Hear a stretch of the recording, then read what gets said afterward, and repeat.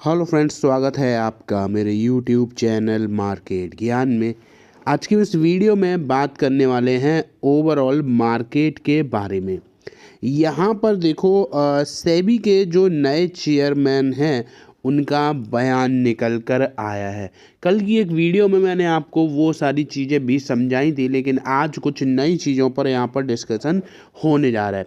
Specially अगर हम बात करें तो जो लॉन्ग टर्म कैपिटल गेन है उस पर बहुत बड़ा मुद्दा उठ रहा है, क्योंकि ये जो बजट था, इससे पहले बजट में क्या किया गया था कि जो लॉन्ग टर्म कैपिटल गेन पहले 10% लगता था उसको बढ़ा कर दिया था 12.5%, और जो 15% का टैक्स लगता था शॉर्ट टर्म का उसको कर दिया था 20%।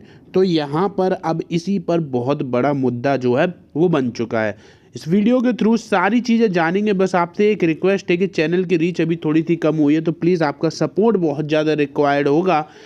वीडियो को जितने भी बंदे देख रहे हैं लाइक जरूर करते जाइए। कमेंट में अपने ओपिनियन जो भी आपको लग रहा है मार्केट को लेकर या इस वीडियो को लेकर, वो आप कमेंट में ज़रूर मेंशन करके जाइए। इससे काफ़ी हद तक मेरी हेल्प होगी। कल के दिन जब मार्केट यहाँ पर क्लोज हुआ तो आपने देखा होगा कि मार्केट वॉलेटाइल था, लेकिन क्लोजिंग एट पार आपको देखने को मिली। जहाँ सेंसेक्स और निफ्टी लगभग 7-7 पॉइंट अप और डाउन पर क्लोज हुए, वहीं निफ्टी बैंक में हल्की सी गिरावट थी और मिड कैप में भी हल्की सी गिरावट ही थी। यानी कि ओवरऑल अगर हम इस वीक की बात करें तो थोड़ा सा मामला पॉजिटिव जरूर हुआ है, क्योंकि पिछले 2 दिनों में आपको थोड़ी बहुत तेज़ी जो है वो बननी स्टार्ट हुई है। अब जो स्टार्टिंग में मैंने आपके साथ जो बात शेयर करी थी लॉन्ग टर्म कैपिटल गेन वाली, वो इस रिपोर्ट के थ्रू आपको अच्छे से समझ में आएगी। क्या है वो टैक्स जिसे बताया जा रहा है शेयर बाजार का दुश्मन, जान लीजिए इसके बारे में A to Z। यानी कि यहाँ पर long term capital gain tax को या कैपिटल गेन टैक्स को एक बहुत बड़ी दिक्कत बताई जा रही है, जिससे लग रहा है कि यहाँ पर जो इन्वेस्टर्स हैं उनको बहुत ज़्यादा प्रॉब्लम हो रही है। यहाँ पर एक एक चीज़ें समझते हैं अच्छे से कि क्या कुछ हुआ है।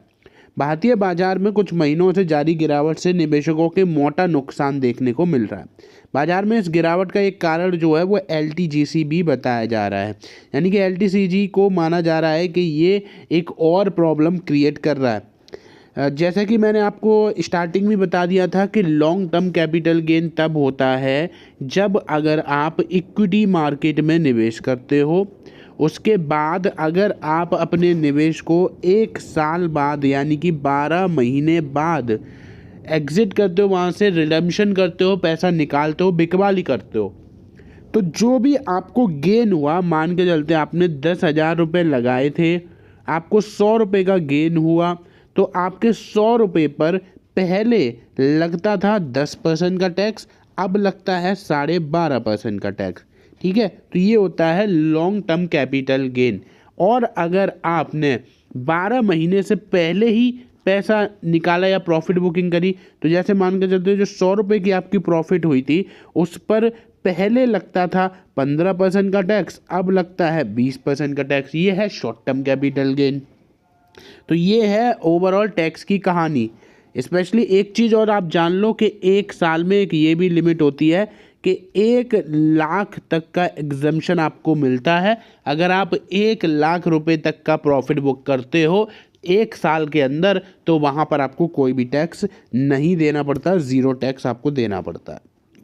तो इस पेज पर जो आपको सारी चीज़ें अभी अभी मैंने आपको बताई हैं वही देखने को मिलेगी। पढ़ना चाहते हो तो पढ़ सकते हो, लेकिन जो सारी चीज़ें मैंने कवर कर ही दी है।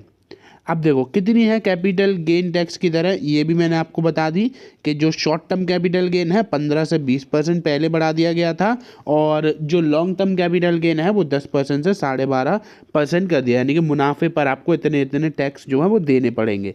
लेकिन अचानक से अब यहाँ पर जो LTCG है, यानी कि long term capital gain LTCG को ख़त्म करने की मांग क्यों उठ रही है।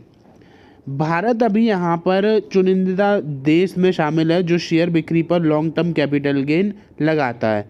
समीर अरोड़ा जो कि कैपिटल गेन टैक्स को सरकार की सबसे बड़ी गलती बता चुके हैं।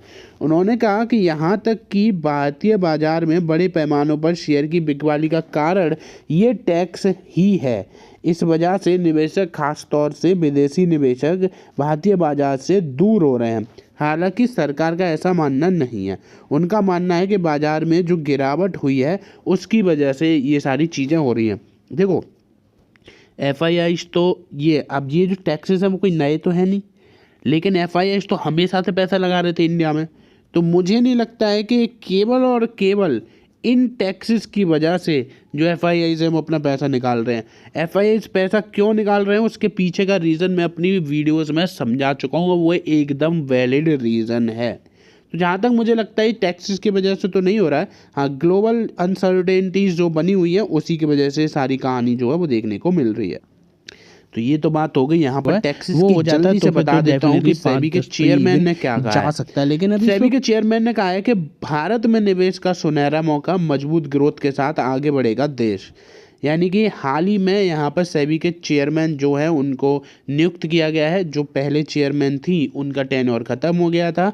अब यहाँ पर इन्होंने आते ही एक बड़ा बयान भी दिया है। इन्होंने यहाँ पर ग्लोबल वेल्थ समिट 2025 को संबोधित करते हुए कहा कि आने वाले समय में किन पहलुओं पर सेबी का फोकस होने वाला है। तो यहाँ पर आपको बहुत सारी चीज़ों के बारे में बताया गया, जैसे कि कैपिटल मार्केट में स्टेबिलिटी लाने पर जोर दिया जाएगा। इस दौरान तुहिन कांत पांडे यानी कि जो सेबी के नए चेयरमैन हैं, इन्होंने कहा कि अर्बन विकास और माइनिंग पर भी फोकस जारी है। फाइनेंशियल सेक्टर, रेगुलेटरी पहलुओं पर फोकस रहेगा। 2022 में देश में कुल डीमैट अकाउंट की संख्या केवल 14.9 करोड़ थी, लेकिन अब ये बढ़कर 13.6 करोड़ हो चुकी है। कैपिटल मार्केट को लेकर नए सेबी चीफ ने इक्विटी डेट सोर्सेज में स्थिरता लाने पर भी ध्यान देने पर बात करी है। तो ये सारी चीज़ें जहाँ से लग रहा है कि अब जब सेबी के नए चेयरमैन आ चुके हैं तो हो सकता है कि कुछ बड़े चेंजेस आपको देखने को मिल जाए जो कि मार्केट के लिए भी फेवरेबल हो जाएंगे। जो पहले चेयरमैन थे उन पर बहुत सारे एलिगेशंस भी लगे थे, बहुत सारे ऐसी चीज़ों के बारे में भी उनका नाम आया था जो कि अगर आ जाए किसी का भी तो डेफिनेटली बहुत बड़ी दिक्कत क्रिएट कर देता है। तो वो सारी चीज़ें भी हो रही थी, लेकिन अब तो यहाँ पर नए चेयरमैन भी आ गए हैं। तो देखते हैं कि इनका कार्यकाल जो है वो कैसा रहेगा और कैसे इन चीज़ों के बारे में आगे कहानी चलेगी। वहीं जहां हम बात करें यस बैंक की, तो यस बैंक की एक न्यूज़ बता देता हूं, फिर प्राइस के बारे में बात कर लेंगे।